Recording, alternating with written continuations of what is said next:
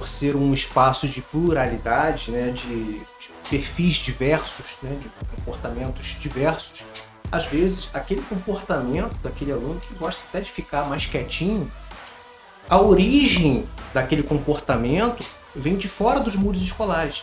Às vezes pode ser um problema de relacionamento familiar. Isso. E aí, muitas vezes, a gente chama também a família, né? Para conversar, para entender, para saber se esse comportamento ele é observado em casa também. Porque às vezes tem isso, né? Na escola tem esse comportamento, mas em casa não tem. Então a gente precisa entender. Vou conversar com os professores para chegar cedo, porque os alunos não chegavam cedo porque tinha o espelho do professor de não chegar cedo. Olá, sejam muito bem-vindos ao EscudoCast Segurança Escolar Levado a Sério. Eu sou Valci Carvalho e hoje damos início a um projeto que nasce com propósito, compromisso e a missão de transformar. E o ponto de partida é reconhecer o que está acontecendo diante dos nossos olhos. O que tem motivado o crescimento alarmante da violência no ambiente escolar? E mais, o que podemos fazer de forma prática e coletiva para interromper esse ciclo e promover mudanças que realmente façam a diferença? Estamos diante de surto ou estamos diante de um processo? E o EscudoCast Segurança Escolar Levado a Sério é um oferecimento da Seidel Automação Residencial e Cortinas. Desde 2014, a Seidel entrega soluções inteligentes, sofisticadas e personalizadas para transformar casas em ambientes mais seguros, funcionais e conectados. Automação, sonorização, controle de acesso, aspiração central e muito mais, tudo com a excelência de quem entende que tecnologia também é sinônimo de proteção. Acesse o Instagram @seidel.brasil e descubra como é viver com conforto, segurança e inovação em cada detalhe. E para mergulhar nesse tema com a profundidade e a sensibilidade que ele exige, nós estamos aqui com duas excelentes profissionais da área da psicologia e psicopedagogia. Eu estou com a Marcele Lopes. Seja bem-vindo, Marcele, tudo bem? Tudo bem, obrigada. Marcele é palestrante, psicóloga clínica, especialista em terapia cognitivo-comportamental, é pós-graduanda em psicopatologia e psicoterapia baseadas em evidências. Seja muito bem-vinda, Marcele. Obrigada. E também estou aqui com Rose Veiga. Muito obrigado pela presença, Rose. É um prazer estar com você, Valci.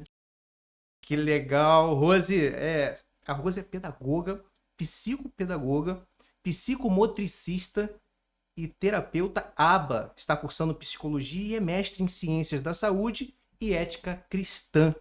Eu tenho certeza que vocês têm muita coisa a contribuir para a gente nesse debate de hoje. Mas, Marcele, qual é o impacto do profissional de psicologia dentro de uma escola? Bom, Valci, o psicólogo dentro de uma escola, ele vai atuar justamente, né, na escuta, nesse acolhimento, mapeando esses sinais, né, de risco, ou seja, ele vai agir ali muito na prevenção, né? Não só na intervenção da crise, que é o que acontece, né, na maioria das vezes. Exatamente. Né? Além disso, né, tem também a questão da educação socioemocional, tanto para os educadores, né, quanto para os alunos, né, para que eles aprendam e tenham esse espaço para nomear, identificar os sentimentos, que também é muito importante. Rose, eu tenho acompanhado o seu trabalho, você que tem defendido bastante a pauta do profissional de psicopedagogia. Como que você acha que o profissional da psicopedagogia pode ajudar no enfrentamento às questões de atos violentos dentro do espaço pedagógico? Nós trabalhamos também com comportamentos, né? Então, o psicopedagogo, ele tem esse olhar diferenciado. É um olhar que você vê justamente o emocional também da criança, do adolescente. Quando ele está muito quieto, muito isolado, ou quando ele está revoltado demais, muito irritadiço, quando os comportamentos dele modificam, né? Então a gente faz esse olhar diferente, chegamos até a direção da escola ou até os professores, né? E então a gente dá com esse olhar diferenciado, a gente faz aquela escuta com a criança ou adolescente e também uma escuta com o professor, para sabermos também o motivo, porque toda essa rebeldia, todo esse comportamento disruptivo. Então o psicopedagogo, ele tem realmente esse lado dele ter esse olhar mais direcionado, até mesmo para evitar uma crise, para evitar queixas mais possíveis, né, mais para frente. Então, o psicopedagogo tem muita importância realmente dentro de uma escola. Eu fiz uma pesquisa de todos os ataques violentos que ocorreram no Brasil com vítimas fatais de 2011 a 2024.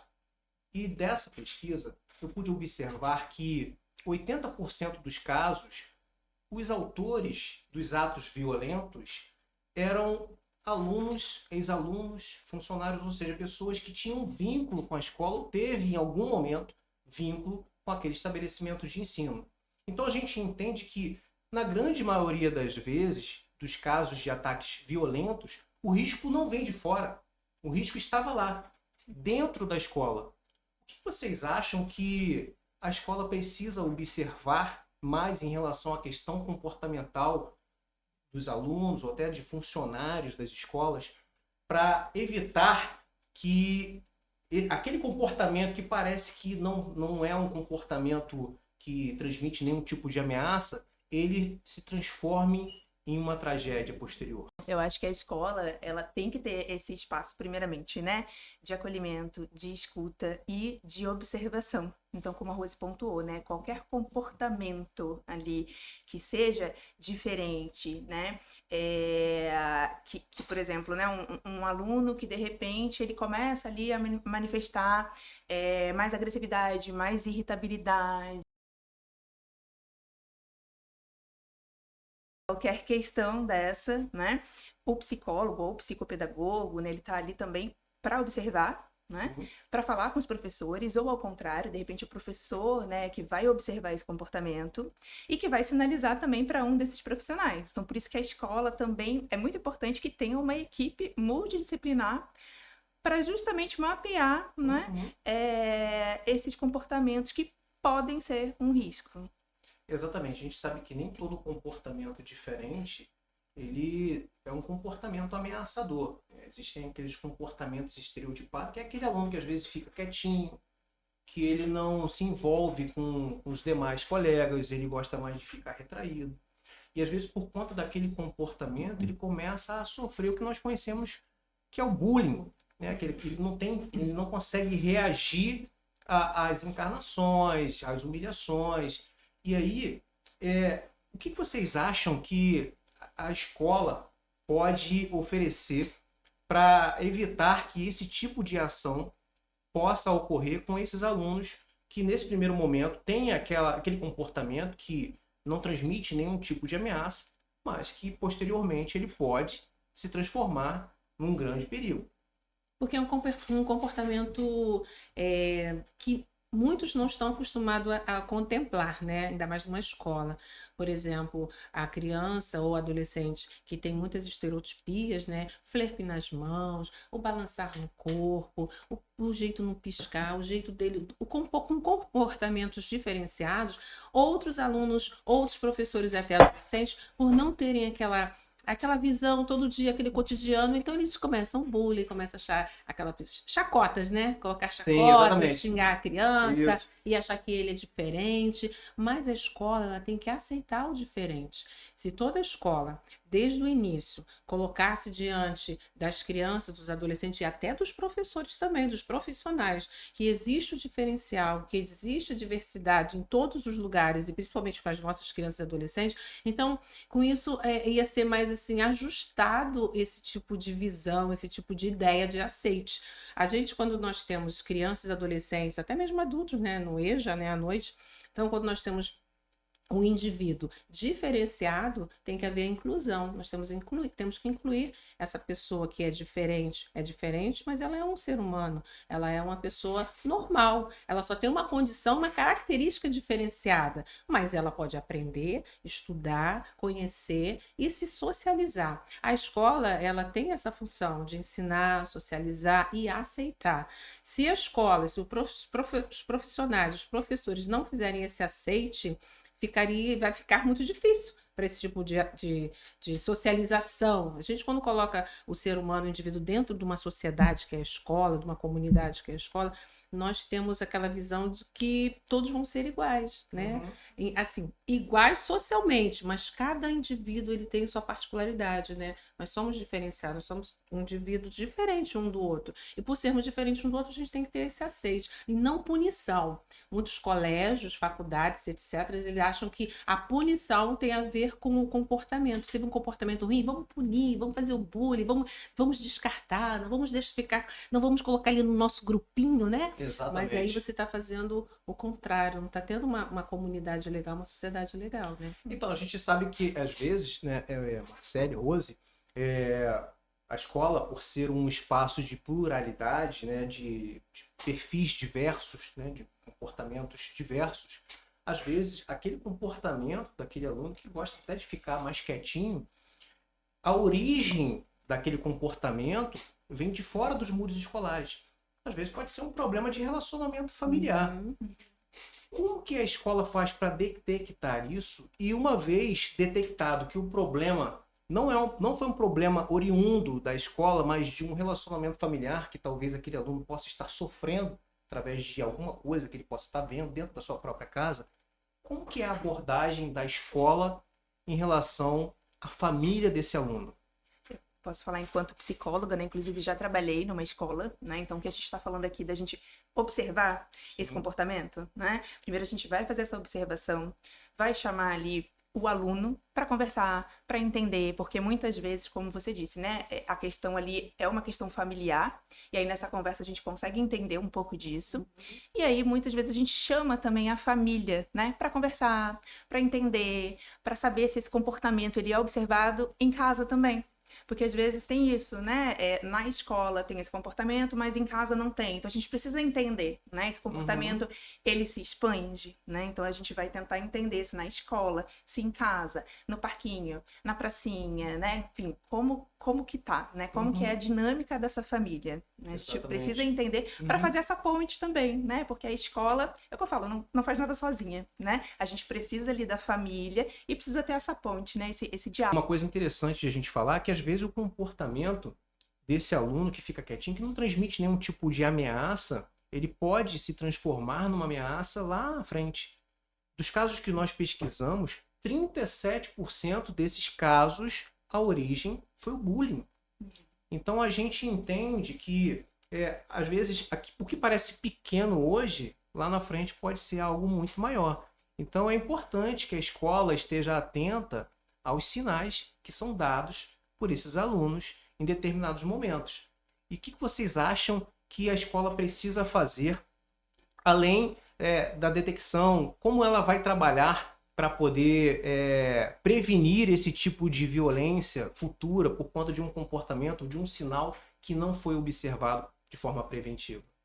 Olha, eu tive um caso, né? Nós tivemos um caso foi lá em Realengo, eu morava em Realengo nessa época, e eu estava em casa nesse dia, quando entrou um rapaz e atirou em algumas crianças. Todos nós sabemos desse caso, né? E esse rapaz, ele foi estudante dessa escola. E diz, a história da vida desse rapaz é o seguinte: quando ele estudava nessa escola, ele sofreu muito bullying. Ele não foi aceito nessa época, quando ele era um adolescente. Passaram-se alguns anos, uma revolta que ficou acumulada dentro dele, ele retorna nessa escola e ele atira em algumas crianças, né? Então, isso foi verídico, aconteceu. E o que a gente vê hoje, né? Não só dentro da escola tem que ter essa escuta com a criança, essa observação, porque ela é tão quietinha, porque que ela é tão revoltado, porque que ele não não interage com os outros colegas, né? Também na questão de você dar um feedback para esse adolescente, essa criança, através da comunidade também, colocando a comunidade dentro da escola, fazendo festinhas também, fazendo uma socialização entre todos, entre crianças e seus pais, adolescentes com seus pais também. E com isso a gente tentar mudar, fazer com que o olhar da sociedade, da comunidade em si, venha aceitar os seus filhos, venha entender os seus filhos, porque é isso, infelizmente, que está acontecendo. Muitos pais estão trabalhando o dia todo, não sabem o que a criança está vendo na televisão, no seu tablet, no seu celular, e tem tantos joguinhos, tem tantas coisas assim muito pertinentes a guerras, a violências, que estão entrando no seu inconsciente, que ali está sendo fomentado coisas muito ruins e vai sendo guardado e depois acontece o que a gente sabe que pode acontecer, né? Ô, Rose, você falando desse caso de Realengo, a Rose ainda não sabe.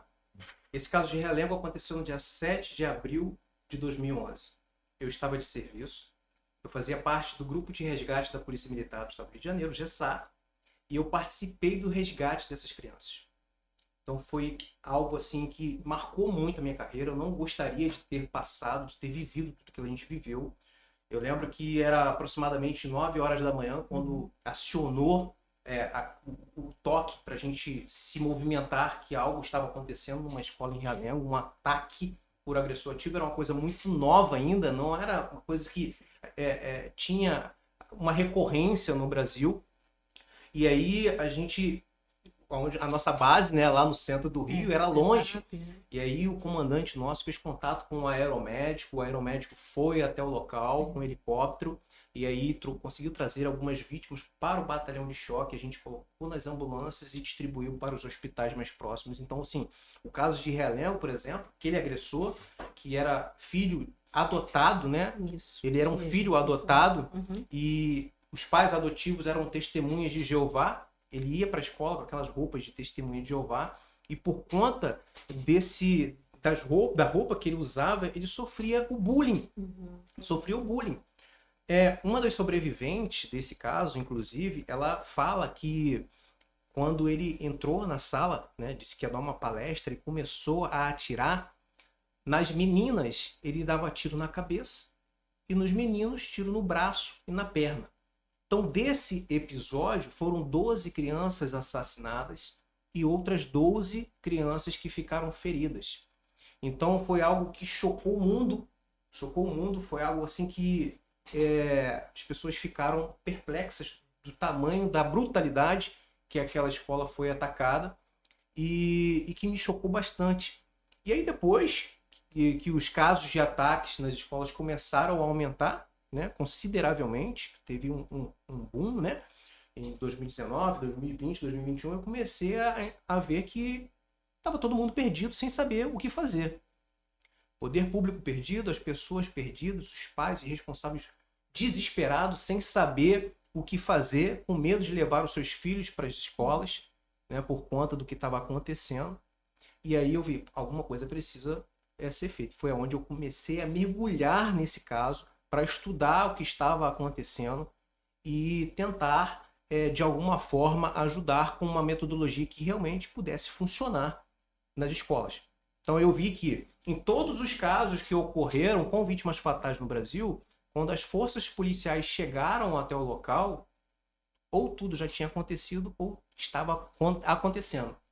Então eu percebi que, na verdade, quem precisava estar preparado eram os profissionais de educação, era a comunidade escolar. A prevenção. Tem que ter um protocolo, tem que ter uma diretriz. Com certeza. Se não tiver um protocolo, as pessoas ficam perdidas, sem saber para onde ir. Então a gente vê que tem uma base. Essa base tem que ser lá dentro, né? A base começa na escola, com os professores, diretores, com o faxineiro, né? Com todos E para os funcionários, isso, né? todos os funcionários, para poder para quê, né? Eles têm que entender quem são as crianças. Eles têm que entender o objetivo porque a criança vai para a escola, o que a criança faz lá dentro, como controlar todo aquele comportamento das crianças, aceitar as diversidades para poder depois passar isso para as crianças e para a família também. Porque essa base de tudo tem que iniciar de alguma forma. Tem que iniciar com o adulto, para o adulto depois passar para a criança, que a criança vem até ela passar para a família. Porque se a criança está se sentindo bem dentro da escola, ela chega em casa e diz que está se sentindo bem para a mãe e para o pai.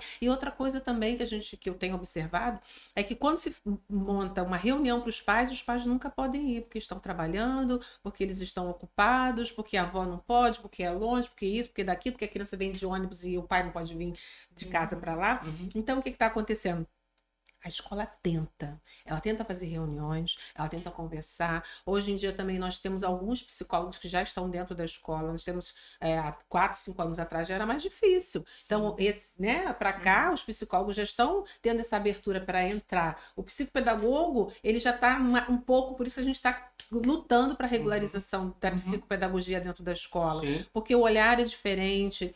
Claro que o olhar do psicólogo também é necessário, porque ele vai para as emoções, né? E a gente vai para o olhar da aprendizagem, porque a criança está muito quieta. Será que é por causa da aprendizagem? Ou porque ela tem medo de escrever, ou de ir lá na frente, ou de se expressar, porque ela tem uma dislexia, ou ela tem uma descalculia, ou ela tem um TDAH, entendeu? Ou ela é autista. E às vezes ela tem esse comportamento e aí sofre o bullying também. Isso, entendeu? Aí tudo assim tá ligado uma coisa com a outra. E a gente precisa da família, a gente precisa da E comunidade essa parte também. é fundamental porque a psicologia, a psicopedagogia, profissionais da área da saúde mental dentro da escola é uma ferramenta muito valiosa na prevenção. Até para ajudar os maiores, Na os prevenção, adultos, você vê né? o que Com vocês certeza. podem evitar Isso. de mal maior no futuro com uma intervenção, com um acompanhamento daquele comportamento diferente. Isso. Ah, mas isso aí é coisa da criança, aí o jeito dele é assim, e vai deixando Sim. passar. Vai ignorando. Exatamente. Então, às vezes, aquela criança precisa de um acompanhamento, entender o que ela está passando. Não é isso que acontece? As pessoas às vezes me perguntam, pô, mas todo ataque violento na escola é considerado um ataque por agressor ativo? Não, existem aquelas brigas, né, do cotidiano, aquelas discussões. Para configurar um ataque por agressor ativo, precisa ter a continuidade. O agressor ele tem a finalidade de fazer. As vítimas desse agressor, na maioria esmagadora dos casos, são aleatórias. E ele quer, no menor espaço de tempo, fazer o maior número de vítimas. Então, assim, mas uma briga ali, uma discussão, isso aí é coisa normal. Mas só que aquela briga, aquela discussão pode se transformar em algo muito maior lá na frente se não tiver uma intervenção e um acompanhamento para entender o que está acontecendo, o que originou aquela discussão, aquela briga, aquele comportamento diferente daquele aluno. E Valci, a gente costuma falar, né, na análise do comportamento, que todo comportamento ele tem uma função, né? Então, se está acontecendo alguma coisa, a gente precisa entender, Exatamente. né, o porquê. E só complementando uma fala da Rose também, essa questão de chamar os pais, né? E aí o pai está trabalhando, o pai não pode. Na escola que eu trabalhei, a gente tinha, uma vez por mês, a gente fazia a escola da família. Legal. Com vários assuntos, enfim, que eram pertinentes, que era justamente para tentar trazer ali a consciência, né, de assuntos super importantes. E eu falo para você que, assim, vinham, acho que no máximo, 10 pais da escola inteira, né? Vinham 10 pais participar. E era frequente isso, né? Então, eu acho que realmente a família, ela também precisa ter essa consciência, a escola e a família. Exatamente. Né? Ter essa comunicação, ter essa parceria, né? Isso pra aí. poder funcionar. Exatamente. Tem que Estão trabalhar. jogando tudo em cima da escola, né? Não, de forma nenhuma. E acha que a escola, para os professores que tem que educar. Não é assim. E a questão da segurança também confunde muitas pessoas que acham que tudo é da segurança pública. Eu conversei com um diretor de uma escola há um tempo atrás e falei do projeto nosso, que é o Método Escudo 360, e ele falou assim, não, o seu projeto é muito legal, mas aqui nós temos alguns pais de alunos que são policiais militares, são policiais civis, e quando tem qualquer problema a gente já recorre a eles. Mas o grande problema não é esse. O grande problema é que, às vezes, os sinais são dados, e é importante dizer que todos os casos que ocorreram com vítimas fatais no Brasil precederam de ameaças. E, às vezes, a ameaça é uma pichação na parede do banheiro da escola, é uma mensagem de WhatsApp, é uma verbalização que às vezes a pessoa fala, falou na hora do nervosismo. Mas quem foi esse aluno? Qual é o porte físico dele? Com quem ele anda? O que ele pesquisa nas redes sociais? Tudo isso precisa ser avaliado e acompanhado de perto. Porque às vezes aquilo que parece, falou num momento de raiva. Calma aí. O aluno falou e logo depois ele se arrependeu do que ele falou. Foi um momento de raiva? Qual é o histórico de agressividade desse aluno? Ele tinha algum histórico? Já é recorrente esse tipo de ação? Então, eu acho que tudo isso é um conjunto de coisas que precisam ser observados dentro do espaço pedagógico. Com certeza. Tô certo? Sim. Certíssimo. Marcelo, fala um pouquinho para o pessoal que está nos assistindo, o que são os comportamentos estereotipados? São padrões, né? Padrões, ações repetitivas. Então, pode se manifestar ali com agressividade, com irritabilidade, um aluno, assim, mais inquieto, né? uma fala mais obsessiva. Você acha que o jeito de se vestir também, às vezes, pode trazer? Tem um Também, jeitão meio diferente, que foge daquele padrão de também. normal? Sim, pode ser também, né? Uma fala que ela é mais agressiva e um apego a conteúdos mais violentos, né? Então, são os comportamentos ali que a gente consegue observar que, assim, não necessariamente sejam ali, né, indiquem algum risco, mas também pode indicar um desenvolvimento ali de um transtorno mental, né? Sim. Não necessariamente o que a gente está falando, né, de uma possível ali, agressão, né? Mas pode ser também algum transtorno. Então, qualquer comportamento, assim, a gente precisa identificar e conversar, né? Seja com o aluno, trazer a família para tentar entender. Porque, né, todo Exatamente. comportamento, ele tem uma função, ele comunica algo. Todo comportamento comunica algo. Então, a gente precisa entender o que esse aluno, o que essa criança, esse adolescente, ele tá querendo, né? Ele tá comunicando o que pra gente? Exatamente. E assim, é importante você falar isso, que a gente percebe, foram 16 casos com vítimas fatais de 2011 a 2024. Esse ano já houve outros casos com vítimas fatais. E se a gente for contabilizar todos os casos que realmente ocorreram no Brasil, inclusive aqueles que tiveram só feridos, foram mais de 40.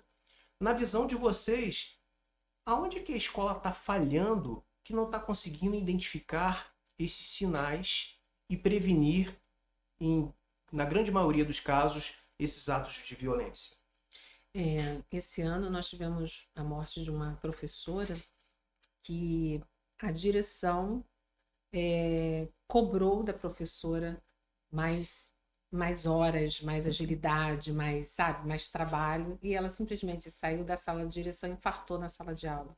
Olha, Então, assim, está tendo cobranças de um profissional que também tem casa, também tem exatamente. família, também tem dores, tem problemas, tem sua saúde, né? Tem dívidas, tem preocupações, e a gente está faltando essa falta de humanização, até mesmo dos adultos, da direção. Né? Então, essa falta de empatia está muito grande de você, um diretor de um colégio, particular ou não, fazer tais cobranças sem se colocar no lugar daquele outro, né? Do professor, até mesmo daquele que está limpando a escola, né? Se ele Exatamente. faltou, se aconteceu alguma coisa. Então, a gente está sem essa empatia. O mundo está tão rápido, está tão corrido de tal forma que a gente está esquecendo de olhar para o outro. Então, isso está fazendo o quê? Está deixando as crianças mais nervosas, está fazendo mais cobranças, algumas escolas. Eu estive conversando com uma amiga domingo e ela já falou o contrário, que há escolas públicas, né, e que não tem essa coisa de tomar esse cuidado, tem esse feeling, essa empatia. Uma psicopedagoga trabalhando numa escola, ela observou que os professores chegavam atrasados, que a escola não tinha aquele cuidado com os adolescentes, eles faltavam mais do que outra coisa, ficavam muito tempo no pátio. Então, essa psicopedagoga vendo esse comportamento, ela chegou nessa escola há pouco tempo, então ela vendo esses comportamentos, ela conversou com a direção, e a direção falou, essa escola sempre foi assim. E aí ela tentou com algumas estratégias fazer com que os adolescentes passassem a ter um outro tipo de jogos dentro da escola, outro tipo de atitudes dentro da escola, conversar com os professores para chegar cedo, porque os alunos não chegavam cedo porque tinha o espelho do professor de não chegar cedo. Então, tudo isso é a base, aquilo que eu falei, nós temos que ter essa base. Então, se o adulto, se a escola, a direção, a base toda tiver ok, então a gente vai passar um bom modelo, um bom comportamento, vamos modelar os comportamentos errados, né? Para poder todos ficarem concisos, né? Todos ficarem juntinhos e fazerem a mesma situação. Eu não sei se vocês vão lembrar do caso que aconteceu em São Paulo, de um aluno de 13 anos que matou uma professora de 71 anos de idade com uma facada nas costas. Depois que ele atingiu essa professora, ele feriu outras 5 pessoas. Esse aluno, ele já tinha um comportamento, um histórico de agressividade, inclusive ele foi transferido de uma escola anterior para essa, onde aconteceu o problema, por problemas de comportamento. E aí, nessa escola, teve uma briga, ele estava envolvido nessa briga, e essa professora foi lá e separou a briga, e ele ameaçou a professora, eu vou te matar. E voltou o outro dia e matou. Vocês acham que ainda está faltando na escola acreditar que aquilo que parece pequeno pode se transformar em algo muito maior, acreditar mais nos sinais, está faltando isso? Sim, porque a escola tem muito medo também de errar, né? De rotular, de estigmatizar, né? Acho que tanto por falha, né? Por excesso, quanto por omissão. Então, fica todo mundo ali, né? Assim, ao invés de enfrentar ali o problema, tentar entender, é mais fácil abafar. Né? Então, assim, existe um tabu também de entender que muitas vezes, né, isso começa ali na escola, então, assim, ignoram. E não acredita né? também que uma criança de 13 anos vai ser capaz de fazer isso. Exato. E a gente percebe que isso tem sido recorrente, de Teve crianças casos com essa também faixa etária na de idade. creche, né? De fazendo- entrar na creche e matar Sim. criancinhas na Criança creche. teve agora de 14 anos que matou os Matou pais, os os irmãos de 2 pais, anos, ocultou o corpo dos pais, da Uhum. família inteira, ou seja, uma criança de 14 anos de idade fazer isso. Então hoje eu vejo que nem no ambiente pedagógico, nem em qualquer outro lugar, a gente pode subestimar qualquer que seja. Nem uma Verdade. criança, nem um adolescente, um idoso, a gente não pode subestimar. Falou, vamos ligar esse sinal de alerta. Vamos Sim. entender o que está acontecendo. Sim. Né? Fazer esse levantamento e ver quem foi a pessoa que falou tal coisa. Né? Olha, já tem um histórico de agressividade, vamos ficar atentos. Vamos ligar um sinal de alerta. Chegou aí, vamos ficar atentos. Chama a equipe de apoio, de segurança, olha, vamos ficar monitorando com mais afinco esse aluno, porque aconteceu esse cenário e acho que a gente precisa ficar ligado a tudo isso. Tá faltando isso nas escolas? Com certeza. A tal da precaução, né? Sim. Porque essa, por exemplo, essa professora, ela mesma, ela teve essa escuta, eu vou pegar você, eu vou te matar, e ela entrou no ouvido, saiu pelo outro, ela não deu aquela credibilidade. Se ela tivesse essa escuta diferenciada, ela já iria para a direção ou procuraria um psicólogo para conversar com essa criança, né? Sim. Mas é assim, hoje está muito... É uma banalização. Uma né? banalização e uma coisa que as pessoas também precisam ficar atentas é que esse tipo de ação violenta nas escolas não tem nada a ver com índice de criminalidade local. Verdade, Essa verdade. escola está mais próxima a uma comunidade, então aqui está mais passivo de acontecer. Aqui não, aqui é uma área nobre, aqui Não, se hoje acontecer, já- não tem nada a ver. A verdade. gente pega vários exemplos de cidades, por exemplo, como Saudade em Santa Catarina, que aquele agressor ele pulou o muro da creche com machado e matou as crianças todas com menos de 2 anos de idade com machado. Saudade foi considerada uma das cidades mais seguras do país no ano, se eu não me engano, de 2021. Em Cambé também aconteceu o mesmo cenário. Cambé é um município pequeno, né, que foi considerada a 4ª cidade mais segura, né, paranaense, com menos de 100 mil habitantes. E lá o agressor chegou com aquela desculpa de querer o histórico escolar. Né? Ele estava com uma mochila, pediu para ir ao banheiro. No banheiro ele tirou a arma que estava dentro da mochila, tinha um machado também. Quando ele saiu, já se deparou com 2 adolescentes, uma menina de 15, um menino de 16 anos. Ele já matou os 2. Então, essa preocupação que, assim, ex-aluno não é aluno.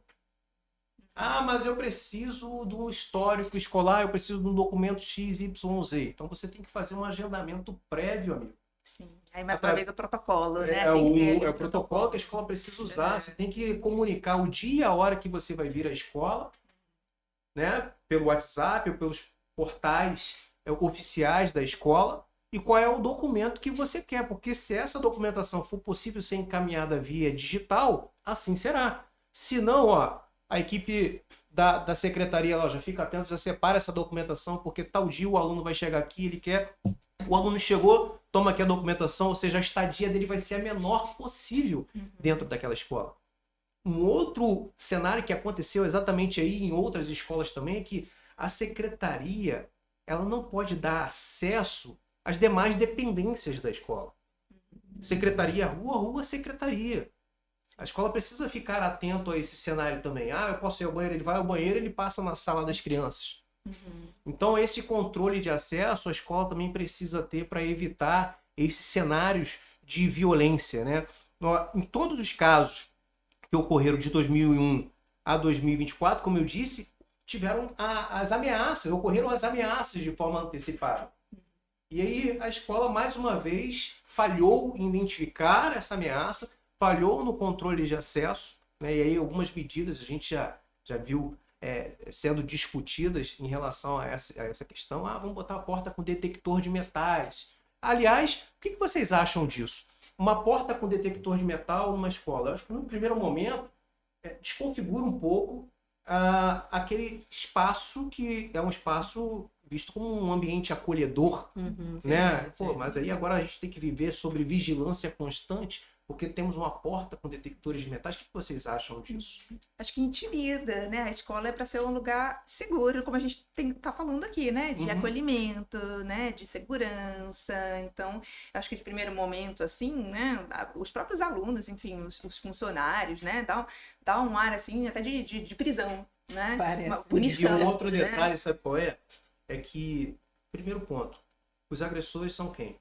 Pessoas conhecidas da comunidade escolar. Verdade. Sim. Se eles são conhecidos da comunidade escolar, eles não transmitem nenhum tipo de ameaça. Colocar uma porta com detector de metal ali, vamos lá, vamos entender. Esses agressores, eles não resolvem atacar a escola da noite para o dia. Eles se programam. Sim. 3, 4, 5 anos para o evento. Se ele sabe que ele tem uma porta com detector de metal, e é aquela escola que ele quer atacar, sabendo ele, conhecendo todo o ambiente da escola, sabendo onde estão os pontos cegos, conhecendo a rotina da escola, os funcionários, ele pode fazer o que ele quer usar, chegar por uma outra via da escola, certeza, e passa ali tranquilamente na porta com o detector de metal, vai lá, faz e pronto. Agora, um grande ponto que eu vejo que as pessoas não se atentaram é que, você imagina, se a escola pega fogo, um sinal, algum incêndio, alguma coisa que é preciso fazer uma evacuação de emergência, e aí as pessoas querendo passar naquela porta, a porta travando, aquele efeito manada, um trepando por cima do outro, aquela gritaria, ou seja, é uma tragédia anunciada, já está desenhado que aquilo ali também pode acontecer. Mas a gente percebe que muitas, e a própria parte política também, quer dar uma resposta, mostrar que fez alguma coisa, e não se aprofunda, não pesquisa no que aquilo ali pode causar. Né? Então eu vejo assim, no primeiro momento, para quem está vendo uma porta com detector de metal, agora está mais seguro. Mas vai existir a falha justamente por conta de quem é o agressor ativo.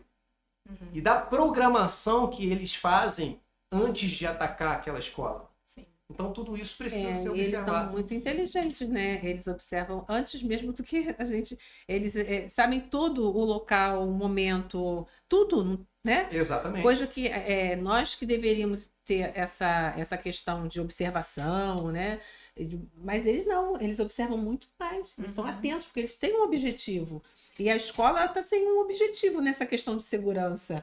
A escola ela está pensando só no educar, nisso de acolher, no acolhimento, né? Mas está esquecendo da parte da segurança. Você pontuou aí algo da secretaria muito importante, porque a secretaria ela é o coração da escola. Exatamente. Então, se todos têm que chegar até a secretaria para resolver problemas de documento, faltas, reuniões, etc., é ali que tem que começar. E pessoas de fora também, né? Porque às vezes você não é aluno, não é pai de Então, aluno, você mas quer vai saber uma até a informação, secretaria. você vai até a secretaria. Isso. Né? Então a secretaria tinha que ser o primeiro, um dos primeiros para poder entender, ter esse olhar malicioso, porque eles estão protegendo as nossas crianças, nossos adolescentes. A proteção tem que começar pela porta, a porta de entrada. Sim. Exatamente. Marcele, 37% dos casos, a origem foi o bullying.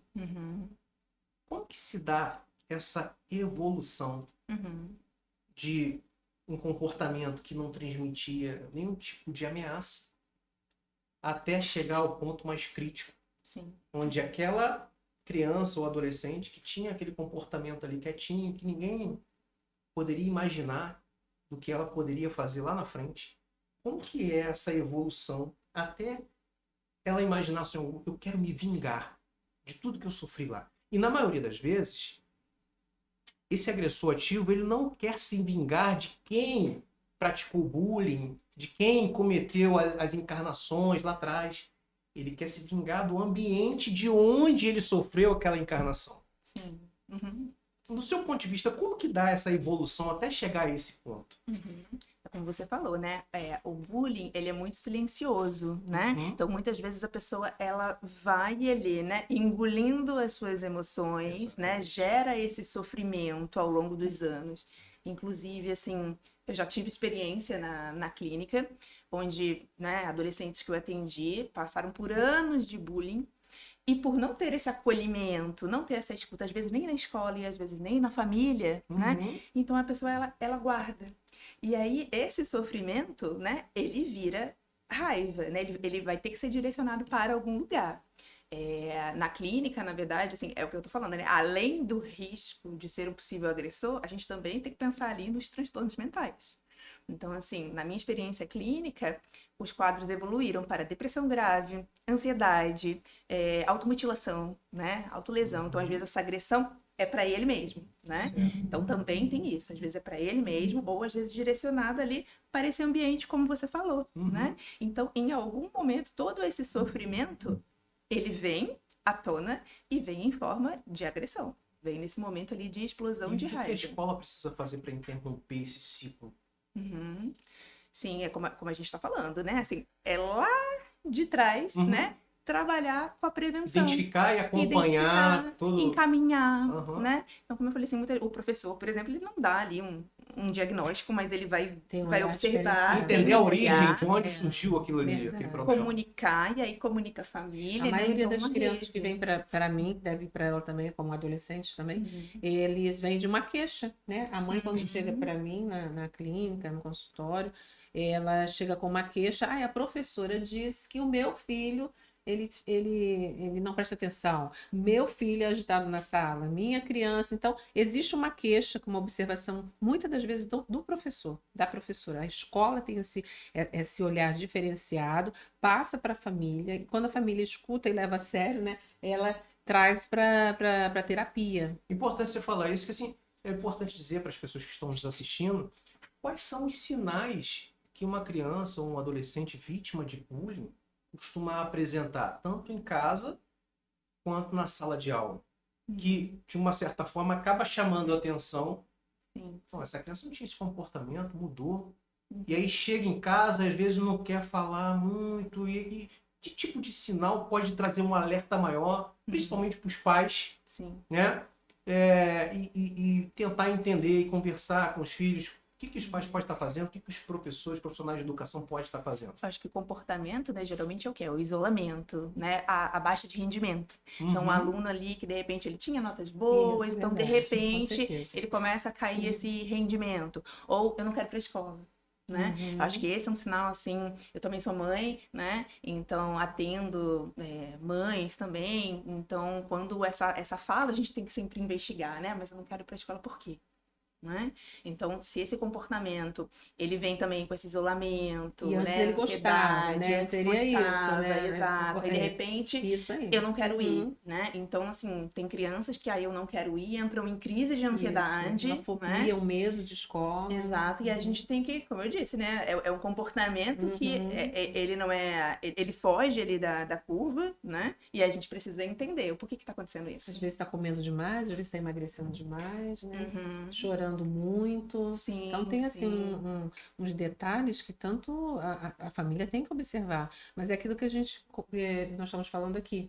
Essa vida tão agitada, né, que a gente está passando hoje em dia, os pais também não estão observando esses pequenos detalhes. A escola observa primeiro, pontua para os pais, para a família, e a família ainda fica meio assim, né? Não sei o que eu estou fazendo aqui, disseram que meu filho está assim, mas aí... E às vezes nega. Nega, vem a também negação. Já passei por isso, verdade, né? De chamar a tem família. muita negação. E aí a família, não, em casa não é assim, tá tudo bem. Isso, esse é um ponto importante que vocês estão falando aí, porque assim, a gente sabe que na maioria das vezes, os atos de violência que acontecem dentro da escola, ele não nasceu na escola. Às vezes ali ele só está se manifestando. Às vezes é um reflexo do que ele vive no ambiente familiar. A separação é terrível para as crianças, principalmente. A gente pensa que os pequenininhos não estão observando. Eu estou com uma criança de 4 anos que os pais também já estão separando e ela sente. Perguntou para a mamãe, mamãe, papai morreu? Porque não está vendo mais pai, sabe? Então, parece que, né, que eles não estão vendo, que eles não estão sentindo. Negligência, né, exposição à violência dentro de casa. Isso aí às vezes pode trazer um trauma para a criança, ela ficar mais... E a pergunta que eu quero chegar para vocês é o seguinte: qual é a estratégia que a escola pode usar né, de que forma ela pode abordar a família para tratar desse assunto sem transmitir um ar de acusação para aquele familiar, para aquele pai, para aquela mãe, de falar assim, ó, você é responsável pelo que está acontecendo com essa criança ou com o seu filho. Como que a escola pode agir para poder trabalhar esse cenário? Eu acho que é chamar, né, assim, não só quando dá problema, porque é isso que muitas vezes Isso é acontece, verdade, é né? verdade. Tem um problema e chama a família. Uhum. Então, chamar antes, né, para conversar, igual a gente está discutindo aqui, né? Então, assim, olha, família, como é que é o comportamento? E se acontecer tal coisa, né? Se você vê alguma mudança de comportamento, entre em contato com a gente, né? Da abertura. A escola não tem dado abertura, sabe? Assim, como nós temos essa abertura no WhatsApp de conversar, a escola deveria ter também um canal mais aberto para tanto a mãe pontuar que o filho trouxe algo da escola que não era dele, que estava na mochilinha, que encontrou, tanto a escola também pontuar, mãezinha, vem aqui para a gente conversar, porque aconteceu isso e isso, mas a gente quer saber de você, né? Vamos bater um papo. Então tem que ter essa escuta, não só esse medo também, porque muitos pais têm medo da escola, de conversar com os professores. Essa semana mesmo eu atendi uma mãe com uma criança e a mãe falou assim para mim, olha aqui, a escola tá me chamando, olha aqui. Eu falei, mas às vezes é para elogiar. Já pensa que é um problema, né? A escola não chama só para dizer que tem um problema, que seu filho fez alguma coisa de errado, né? Ainda mais vindo das férias agora. Às vezes é para elogiar, né? Mas para você ver, né, como é muito mais comum, né, assim, o comportamento das escolas chamar quando tem um problema, né? Então, isso tem que ser modificado. Exatamente. Aí por isso que os pais, quando veem a mensagem, vai eu problema. acho que se começar nesse, assim, né, ter essa comunhão com a família, deixar a família falar, gritar, ter alguma participação de festas, algo assim.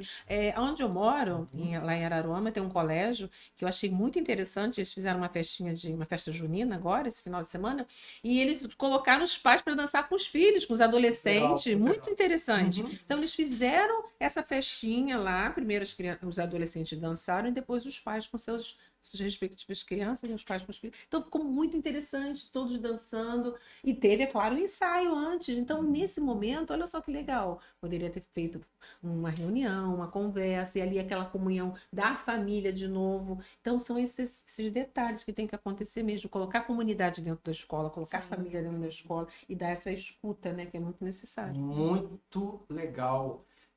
Marcele Rose, depois de um ataque violento numa escola, o trauma que fica naquele ambiente, ele vai muito além daqueles que foram diretamente atingidos. Tanto a escola que você esteve lá, ela mudou totalmente. Eles tiveram que mudar tudo lá de dentro, lá de fora. E aí não só a comunidade escolar, né? Não só os alunos e os profissionais de educação que ali convivem, né, diariamente, mas a sociedade, as pessoas que estão ao redor, né, também acaba sofrendo o reflexo de tamanha brutalidade. E aí, como que pode ser dada a classificação de acompanhamento psicológico para essas pessoas diante desse cenário? Porque cada um vai interpretar ali, né, vai ser atingido de uma forma, né? Sim. E aí por isso que tem que ter, né, esse acolhimento, né? Exatamente. Esse acolhimento, essa escuta para entender, assim, o que vai gerar, né? Porque com certeza vai gerar um trauma. Teve casos de professores que não queriam mais dar aula. Sim, ainda tem, sim, né? Ainda tem. Muitos Não professores quer, não tá querem com mais. medo. Sim. Alunos que não querem ir mais para a escola, né? E aí a escola que é atacada ainda tem o problema de carregar esse rótulo. Exato. Olha, aquela escola ali é a escola que foi atacada. Ó, cuidado. E aí vocês acham que isso pode trazer alguma interferência psicológica na cabeça da criança que estuda ali, de ficar... Alguém comentar, lembra que foi a escola que aconteceu o ataque XYZ. Inclusive, num nível máximo ali, um transtorno do estresse pós-traumático. Exato. Né? Porque é algo ali muito chocante, né? Chocante pra gente que tá de fora, como Exatamente. você falou, né? A gente vê uma notícia dessa, né? Porque a gente que é mãe já imagina, né? Meu Deus, e se fosse com o meu filho, né? Então a gente já fica ali chocado. Quem vive aquilo, né? Precisa, né? Ter um acompanhamento, com certeza, né? Pra prevenir também, porque é muito possível de gerar ali um transtorno de estresse pós-traumático e depois ser muito difícil essa pessoa voltar à escola, se for o professor voltar da aula, como você está falando, né? Voltar à vida, né? Isso que eu ia te perguntar, quais são os riscos de um efeito traumático dessa natureza quando ele não é dado a devida atenção, ele é negligenciado. O que pode acontecer com essa pessoa? Houve um trauma, aconteceu o problema, né? E ele carrega aquilo e não tem ninguém olhando o que ele está passando, o que ele está sentindo, para poder dar um abraço, acolher, acompanhar aquela pessoa, seja uma criança, um adolescente, ou até mesmo um profissional de educação, para tratar aquele trauma que ele viveu durante aquele período. É um sofrimento devastador, né? Muitas vezes a pessoa fica ali relembrando, tendo flashback. Então, assim, é um prejuízo que vai se estendendo, né? Nas relações sociais, no sono, na concentração, no humor, né? Você vai percebendo, assim, que tem um sofrimento e tem esse prejuízo. Então, a pessoa, ela fica revivendo. É como se ela Existe ficasse um tempo revivendo, médio, assim, ou isso vai de acordo com cada pessoa, né, passou pelo trauma, e aí geralmente o que essa pessoa carrega esse trauma durante um determinado período de tempo, e aí depois vai de pessoa para pessoa, né? Porque tem gente que passa ali pelo trauma, mas vai desenvolver essa resposta um tempo depois, né? Não necessariamente ali, né, na hora. Pode ser que a pessoa passe, depois de 6 meses ela comece ali a reviver. Eu morei ali atrás dessa escola. Tasso da Silveira? Isso, morei ali durante 10 anos, então eu estava presente, era de manhã, eu estava levando minha filha para a escola quando isso aconteceu, levei ela para a escola e depois helicóptero, aquelas coisas todas, e eu fui até a escola para ver. Muitas crianças não retornaram mais para a escola, foram para outras escolas, professores também foram para outras escolas. A escola ficou fechada por muito tempo assim, meses, porque aquilo que eu falei, ela foi reformada. Então, além da escola ser reformada, professores mudaram, aquela coisa toda, né? Mas a vida teve que andar. E nem todos podem fazer terapia, né, Valci? Essa é a realidade. Ainda mais uma comunidade, lá na comunidade médio porte, então nem todos entraram numa terapia. E principalmente as crianças também, só aqueles que, né? Infelizmente, aquilo que você falou, tudo bota a culpa na segurança, mas infelizmente não teve esse apoio, né? Porque nós deveríamos ter tido esse apoio, a comunidade, né? Aqueles que moram ao redor. Você imagina, não quero imaginar, a cabeça de um pai com que certeza. perde um filho dessa forma. Sim. E aí, no caso de Realengo, Deus me livre, eles passam naquela praça e vê a estátua do filho lá, fizeram a estátua para homenagear, né, um ato, mas você imagina o seu filho agora virou uma estátua. E assim, os pais precisam também desse acompanhamento psicológico. É uma dor muito grande que passa, eu acompanhando, eu estudando e pesquisando sobre esses casos. É emocionante a gente que é pai, mãe, fica vendo o sofrimento desses pais que perderam seus filhos.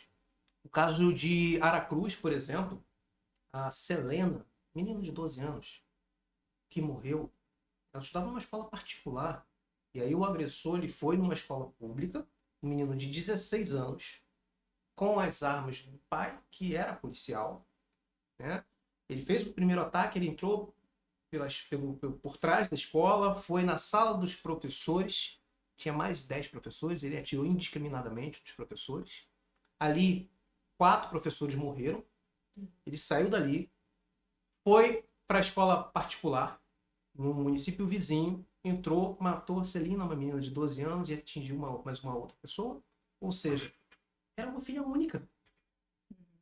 Ela era filha única. Eu sigo a mãe dela nas redes sociais, eu fico imaginando, ela é bióloga, e aí eu fico imaginando, cara, o bem maior dessa mãe não está mais com ela. E qual é o trauma que ela quer? O que ela precisa fazer para superar isso? Eu acho que não é insuperável, né? Mas alguma coisa precisa ser feita para poder ali... Porque a vida continua. A vida continua. Mas o que a gente está discutindo aqui hoje é a importância da prevenção. A gente não pode deixar que esses casos ou novos casos de violência nas escolas se repitam porque alguém não identificou um sinal de um aluno ou achou que aquilo ali era uma coisa de criança, uma coisa de adolescente. É coisa à toa, vai passar.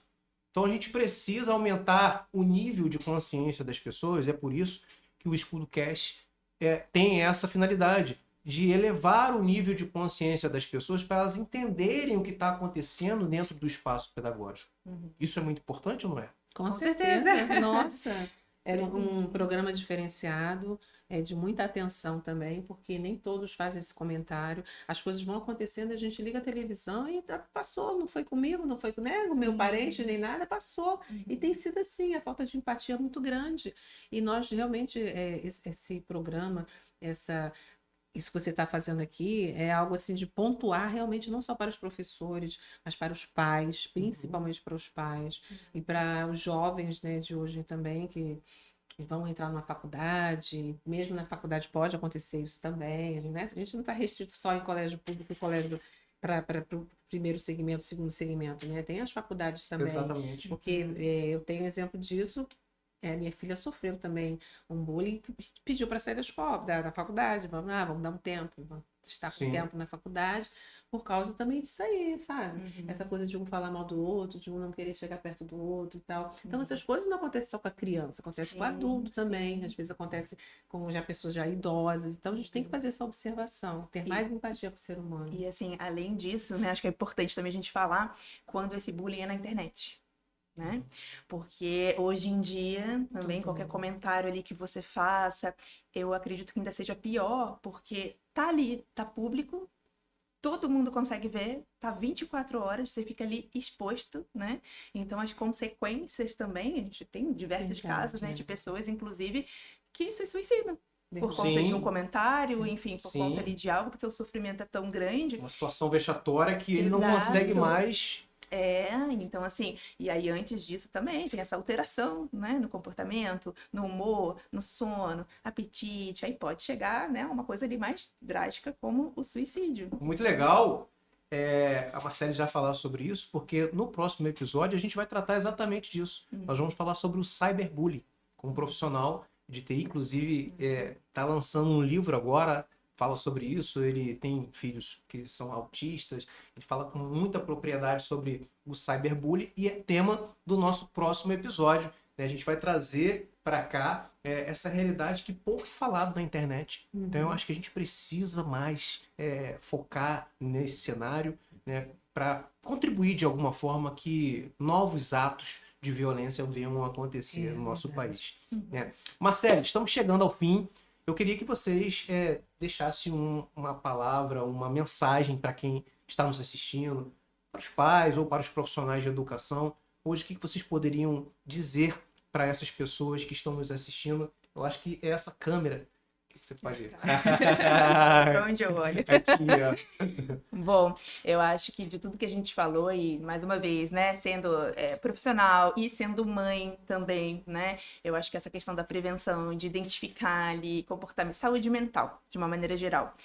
Como eu disse, né, eu já atendi, hoje não atendo mais crianças, mas já passei, né, boa parte ali em atendimento infantil, hoje eu atendo só adulto, então a maioria é mãe, então tem esse outro lado, né, que a mãe traz, e atendo muitas professoras também.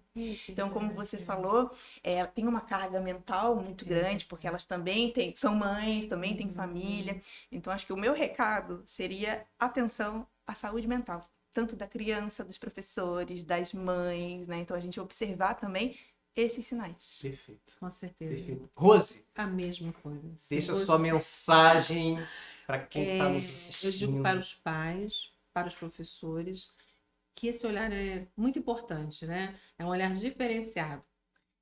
Tendo mais empatia, com esse olhar mais humanizado, a gente vai conquistar. Vamos conquistar outros tipos de pessoas, outros jovens, outros adolescentes, diferenciados e mais humanizados. Então, tenha um olhar, esse feeling diferenciado que a gente vai conseguir.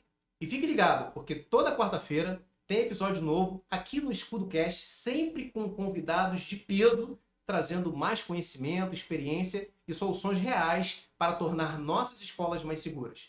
Muito obrigado por estar com a gente até aqui. Valeu pela audiência, pelo carinho e a confiança. E até o próximo episódio do EscudoCast, porque aqui segurança escolar é levada a sério.